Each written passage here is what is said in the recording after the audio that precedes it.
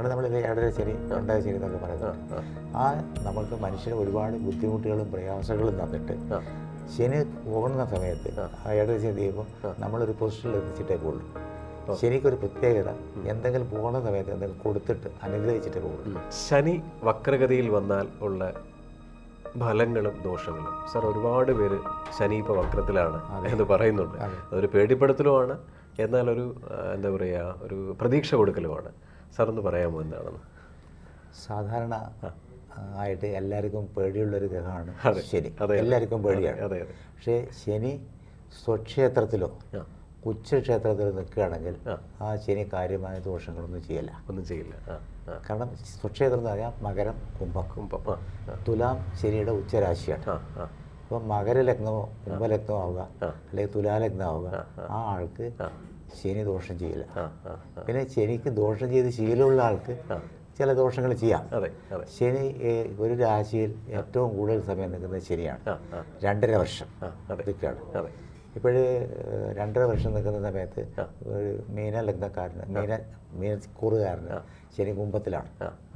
അപ്പം കുംഭത്തിൽ നിൽക്കുന്ന ശനി സ്വക്ഷേത്ര ബലവാനായിട്ടാണ് നിൽക്കുന്നത്, ഇല്ലേ?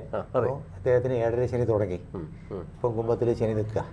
പക്ഷേ ഈ ശനി സ്വക്ഷേത്ര ബലവാനായിട്ട് കുംഭം ശനിയുടെ മൂലത്രികോണ രാശിയാണ്. അപ്പോൾ എല്ലാ കാര്യത്തിനും സ്ലോ ആയിട്ട് ശനി മൂവ് ചെയ്യുള്ളൂ. 30 ഡിഗ്രിയുള്ള രാശി കടക്കാൻ വേണ്ടി ശനി എടുക്കുന്നത് 2.5 വർഷമാണ്. 2.5 വർഷം. ചന്ദ്രൻ 2.25 ദിവസമാണ് എടുക്കുന്നത്, ശനി 2.5 വർഷമാണ് എടുക്കുന്നത്. അപ്പോൾ അത്രയും 30 ഡിഗ്രി കടക്കാൻ 2.5 വർഷം എടുക്കുന്നു. അപ്പോൾ ശനി വളരെ സ്ലോ ആയിട്ടാണ് സഞ്ചരിക്കുന്നത്. ചില സമയത്ത് ശനിക്ക് വക്രഗതി എന്ന് പറഞ്ഞിട്ടുണ്ട്. ചുരുക്കത്തിൽ അതിൻ്റെ അർത്ഥം ശനി വക്രത്തിൽ സഞ്ചരിക്കുന്നില്ല. ഭൂമിയുടെ ചലനത്തിന് ഭൂമി ചുറ്റിക്കൊണ്ടിരിക്കുകയാണല്ലോ. അപ്പോൾ അതിൻ്റെ ചലനത്തിനനുസരിച്ച് നമുക്ക് ശനി വക്രത്തിലാണെന്ന് തോന്നാം. ശനി അവിടെ തന്നെ നിൽക്കുന്നു. അപ്പോൾ ആ നമ്മളെ ഭൂമിയുടെ ചലനത്തിൻ്റെ അടിസ്ഥാനത്തിൽ നമുക്ക് തോന്നുന്നത് ശനി വക്രത്തിലാണ്. ഈ വക്രത്തിൽ നിൽക്കുന്ന ശനി ഏറ്റവും ഫലം കൂടുതൽ ചെയ്യും. ഫലം കൂടുതൽ. പ്രത്യേകിച്ച് പാപഗ്രഹങ്ങൾ വക്രഗതിയിൽ വന്നാൽ വളരെ നല്ലതാണ്. ഇന്ന് ചോദിച്ച നല്ല ദിവസമാണ്. നാളെ 30-ാം തീയതി മുതൽ ശനി വക്രത്തിൽ പോവാം. അത് നവംബർ 15 വരെ ശനി വക്രത്തിലായിരിക്കും. ആ സമയത്ത് ഈ 7.5 ശനിക്കാർക്ക് മീനക്കാർക്ക് നടക്കാത്ത പല കാര്യങ്ങളും പെട്ടെന്ന് നടക്കും.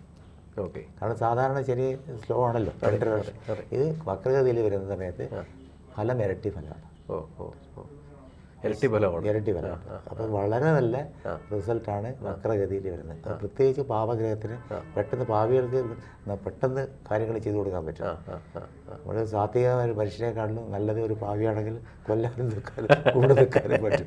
അതേമാതിരി ശനി പൊതുവിലൊരു പാപഗ്രഹമാണെന്ന് പറയുന്നത്. പക്ഷേ ഏറ്റവും കൂടുതൽ മനുഷ്യരാശിക്ക് ഗുണം ചെയ്യുന്ന ഒരാൾ ശരിയാണ്. കാരണം നമ്മളിത് 7.5 ശനി 2.5 ശനി എന്നൊക്കെ പറയുന്നത് ആ നമുക്ക് മനുഷ്യന് ഒരുപാട് ബുദ്ധിമുട്ടുകളും പ്രയാസങ്ങളും തന്നിട്ട് ശനി പോകുന്ന സമയത്ത് ആ 7.5 ശനി ചെയ്യുമ്പോൾ നമ്മളൊരു പൊസിഷനിൽ എത്തിച്ചിട്ടേ പോകുള്ളൂ. ശനിക്കൊരു പ്രത്യേകത, എന്തെങ്കിലും പോകുന്ന സമയത്ത് എന്തെങ്കിലും കൊടുത്തിട്ട് അനുഗ്രഹിച്ചിട്ടേ പോകുള്ളൂ. അത് ശനി ഒരിക്കലും ദോഷവാനല്ല, നല്ല ആളാണ്. മനുഷ്യനെ ശുദ്ധീകരിക്കുന്നത്, നമ്മളെ കുറേ ബുദ്ധിമുട്ടിക്കുക. അപ്പോൾ ബുദ്ധിമുട്ടിയാൽ നമ്മൾ ഈശ്വര വിശ്വാസം, പ്രാർത്ഥന, ജ്യോതിഷെടുത്ത് സമയം നോക്കുക, അനുകൂലമായ സമയം, പ്രതികൂലം, നമ്മൾ ജീവിതത്തിലൊരു പന്താവ്, ഒരു ചിട്ട വരും. ആ ചിട്ട വരുത്താനാണ് ഈ ശനി. അപ്പോൾ ശനി നമ്മളെ ശുദ്ധീകരിക്കുന്ന ആളാണ്. ഇതെല്ലാം കഴിഞ്ഞ് ഈ ദുരിതങ്ങളൊക്കെ അനുഭവിച്ച് ശനി പോണ സമയത്ത് ശനി നല്ലത് തന്നിട്ട് ശനി പോകും. നമ്മളൊരു പൊസിഷനിൽ എത്തിച്ചിരിക്കും. വീടില്ലാത്തൊരു വീട്, കല്യാണം ഇല്ലാത്തൊരു കല്യാണം, അങ്ങനെ ഉള്ള നല്ല കാര്യം, ജോലി ഇല്ലാത്തൊരു ജോലി, വിദേശത്ത് കൊണ്ടൊരു വിദേശത്ത് പോകും. ഇതൊക്കെ ശരി ചെയ്ത് ഇത് പോകുമ്പോൾ അതിനിടയ്ക്ക് ബുദ്ധിമുട്ടും, കുറേ ബുദ്ധിമുട്ടും. പക്ഷേ പോകുന്ന സമയത്ത് നല്ലത് തന്നിട്ടേ പോകും. അപ്പോൾ ശനി പേടിക്കാനുള്ള ഗ്രഹമല്ല. അപ്പോൾ ശനി ശരിക്കും പറഞ്ഞാൽ വക്രഗതിയിൽ പോകുന്നില്ല. നമുക്ക് വക്രഗതിയാണെന്ന് തോന്നുന്നു. അപ്പോൾ ശനിയുടെ മൂവ്മെന്റ് നിൽക്കുകയാണ്. 2.5 വർഷമല്ലേ. അപ്പോൾ ആ വക്രഗതിയിലുള്ള ആ സമയം നാളെ 30-ാം തീയതി ശനി വക്രത്തിൽ പോവാണ്. നവംബർ 15 വരെ. അപ്പോൾ ഈ നാളെ മുതൽ ഈ നവംബർ 15-ാം തീയതി വരെ ഏതൊക്കെ രാശിക്കാർക്കായിരിക്കും നല്ലത് വരിക? അതെല്ലാവരും ആഗ്രഹിക്കുന്ന ക്വസ്റ്റ്യൻ ആണ്. അതെ. തുലാരാശിക്കാർക്ക്, തുലാലഗ്നക്കാർക്ക് നല്ലതാണ്. പിന്നെ കാര്യങ്ങൾ പെട്ടെന്ന് നടക്കും. പിന്നെ ഇടവക്കൂറുകാർക്ക്, കാരണം 9-ഉം 10-ഉം ഭാവാധിപനാണ്, അവർക്ക് നല്ലതാണ്. പിന്നെ കന്നിക്കൂറുകാർക്ക് വളരെ നല്ലതാണ്. 5ഉം 6ഉമാണ് സന്താനം ഇതൊക്കെ ആണെങ്കിൽ ശരി 5ന്റെ 2ലാണ് നിൽക്കുന്നത് കുംഭത്തിൽ. അങ്ങനെ നല്ല ഫലങ്ങൾ വക്രഗതിയിൽ നല്ല ഫലങ്ങൾ തരുന്നത്.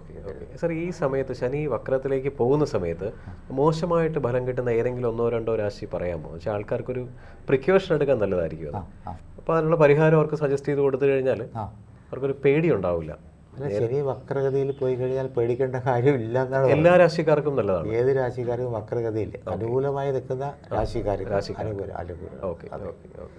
അതിൽ പ്രത്യേകിച്ച് ഇന്ന നക്ഷത്രക്കാർക്ക് ഇപ്പോൾ ചിങ്ങക്കൂറുകാർ, ചിങ്ങലഗ്നം, ചിങ്ങക്കൂറ്, ചിങ്ങത്തിൽ ചന്ദ്രൻ നിൽക്കുന്ന മകം, പൂരം, പുത്രകാല് അവർക്ക് ദോഷമാണ്. അവർ നേരെ 7ൽ വരും. അവർക്ക് കണ്ടകശനി എന്ന് പറയും. അത് അങ്ങനെ ഇതുണ്ട്.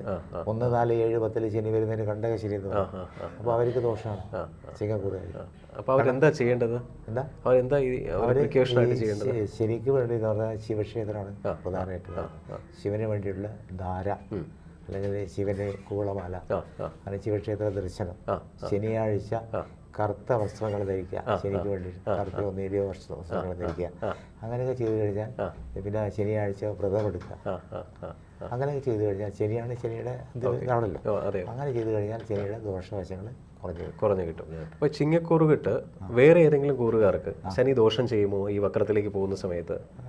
കർക്കിടകത്തിന് കുഴപ്പമില്ല, 9ലാണ്. ഓക്കെ. മിഥുനൻ രാശിക്കാർക്കും കുഴപ്പമില്ല. മേടൻ രാശിക്കാർക്ക് നല്ലതാണ്. ശനി 11ലാണ്. മീനൻ രാശിക്കാർക്കാണ് ദോഷമുള്ളത്. അപ്പോൾ ശരിക്കും പറഞ്ഞാൽ സാറ് പറയുന്നതനുസരിച്ചിട്ട് ഈ ശനിയുടെ വക്രഗതി ഒരിക്കലും പേടിക്കേണ്ട സംഭവമല്ല. ശനി ശരിക്കും പറഞ്ഞാൽ വക്രത്തിലേക്ക് പോകുന്നില്ല. സോ അപ്പോൾ ഇത് ഈ നാളെ മുതൽ അടുത്ത നവംബർ 30 വരെ ശനിയുടെ വക്രത്തിലേക്ക് പോകുന്ന അവസ്ഥ ഓൾമോസ്റ്റ് പല നക്ഷത്രക്കാർക്കും പല രാശിക്കാർക്കും നല്ലതാണ് അല്ലേ?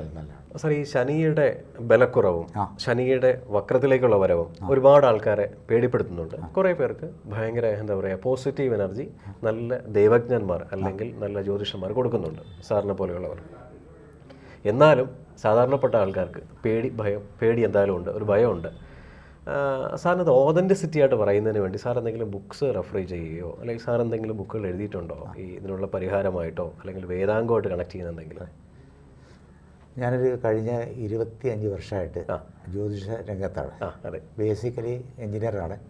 എഞ്ചിനീയറിംഗ് പഠിക്കുന്ന സമയത്ത് പല പ്രശ്നങ്ങൾ കാരണമാണ് അസ്ട്രോളജി എടുത്ത് പോയി പല അസ്ട്രോളജി പറഞ്ഞിട്ട് അപ്പോൾ അവസാനം ഇത് പഠിക്കാമെന്ന് തീരുമാനിച്ചു. അങ്ങനെ ജോലി ചെയ്യുന്ന സമയത്ത് തന്നെ ജ്യോതിഷം പഠിച്ച ആളാണ്. അപ്പോൾ ജ്യോതിഷം പഠിച്ച് കഴിഞ്ഞപ്പോഴത്തേക്ക് ഞാൻ റിട്ടയറായി. റിട്ടയർമെൻറ്റ് നല്ലൊരു സ്ഥാപനത്തിൽ ഞാൻ കൺസൾട്ടൻ്റായി വന്നു. അറിയാം. അപ്പോൾ പഠിക്കാനുള്ള ഭാഗ്യം ഉണ്ടായിട്ടുണ്ട്. ഈ കൺസൾട്ടൻ്റായി വരികയും അപ്പോൾ കൺസൾട്ടൻ്റ് പ്രത്യേകത എന്താ വെച്ചാൽ ആൾക്കാർ നമ്മളെ മുമ്പിൽ ഉണ്ടാവില്ല, ഓൺലൈനാണ് ചെയ്യുന്നത്. അപ്പോൾ നമുക്ക് ധൈര്യമായിട്ട് കാര്യങ്ങൾ ഓപ്പണായിട്ട് പറയാൻ പറ്റും. അങ്ങനെ പറഞ്ഞ് പിന്നെ ഞാൻ ജ്യോതിഷം പഠിപ്പിക്കാൻ തുടങ്ങി. അപ്പോൾ അത് അസ്ട്രോവിഷൻ എന്ന് പറയുന്ന സ്ഥാപനത്തിലാണ് തുടങ്ങിയത്. അപ്പോൾ ഞാൻ എപ്പോഴും ഒരു കൺസൾട്ടൻ്റാണ്. അപ്പോൾ ഞാൻ പഠിപ്പിക്കുന്ന നോട്ട്സ് ഓരോ ആഴ്ചക്ക് പഠിപ്പിക്കുന്ന നോട്ട്സ് ഓരോ ആഴ്ച തലേദിവസം എഴുതി. അങ്ങനെ എഴുതി ഇപ്പോൾ 25 വർഷമാകുമ്പോൾ ഞാൻ 2022 ഈ ജ്യോതിഷത്തെ പറ്റി ഒരു പുസ്തകം ഇറക്കിയിട്ടുണ്ട്. അതാണ് ഈ പുസ്തകം, വേദാംഗ ജ്യോതിഷം. വേദാംഗ ജ്യോതിഷം. ഇതിൻ്റെ മെയിൻ കണ്ടന്റ് എന്താണ് സാറേ? മെയിൻ കണ്ടന്റ് എന്ന് പറഞ്ഞാൽ ഒരു ജ്യോതിഷം പഠിക്കുന്ന ഒരാൾക്ക്, ഒരു ജ്യോതിഷം കൺസൾട്ട് കൊടുക്കുന്ന ഒരാൾക്ക്, ഒരു സാധാരണക്കാരൻ ജ്യോതിഷത്തെ പറ്റി ഒന്നും അറിയാത്ത ഒരാൾക്ക് ആൾക്ക് സിമ്പിളായിട്ട് മനസ്സിലാക്കാനുള്ള ഒരു കാര്യമാണ്. ഒരു ജ്യോതിഷത്തെ പറ്റി ഒന്നും അറിയില്ല, ചെറിയ നക്ഷത്രവും ഒക്കെ കേട്ടിട്ടുണ്ട്, അങ്ങനത്തെവർക്കും പ്രയോജനപ്പെടുത്തൊരു ബുക്കാണ്. അപ്പം സ്റ്റുഡൻസിന് നല്ലതാണ്, കൺസൾട്ടേഷൻ കൊടുക്കുന്ന ആൾക്ക് നല്ലതാണ്, ഒരു സാധാരണക്കാരന് നല്ല സന്തോഷം. അപ്പോൾ എല്ലാവർക്കും പ്രയോജനപ്രദമായ ഒരു ബുക്കാണ് ഇറക്കിയിരിക്കുന്നത്. സന്തോഷം. വേദാംഗ ജ്യോതിഷത്തിൻ്റെ ബുക്ക് വേറെ ഇപ്പോൾ ഈ കഴിഞ്ഞ ജൂൺ 2 ജ്യോതിഷത്തിൻ്റെ ഇതിൻ്റെ ഇംഗ്ലീഷിലുള്ള പതിപ്പ് ഇറക്കിയിട്ടുണ്ട്. അത് എൻ്റെ ഒരു വിദ്യാർത്ഥി തന്നെയാണ്, അദ്ദേഹം ട്രാൻസ്ലേറ്റ് ചെയ്ത് തന്നു. അങ്ങനെ അതും ഇറക്കിയിട്ടുണ്ട്. അങ്ങനെ 2 ബുക്ക് ഇറക്കിയിട്ടുണ്ട്. ഇനി വേറെ ഒരു ബുക്ക് ഇറക്കാനുള്ള പണിപ്പുരയിലാണ്. സന്തോഷം. സാറിൻ്റെ ഈ ഒരു ബുക്സിൻ്റെ സർക്കുലേഷൻ വളരെ വലുതായിരിക്കട്ടെ. ഒരുപാട് ബുക്കുകൾ സാറിന് ഇറക്കാൻ കഴിയട്ടെ. നന്ദി. നമസ്കാരം.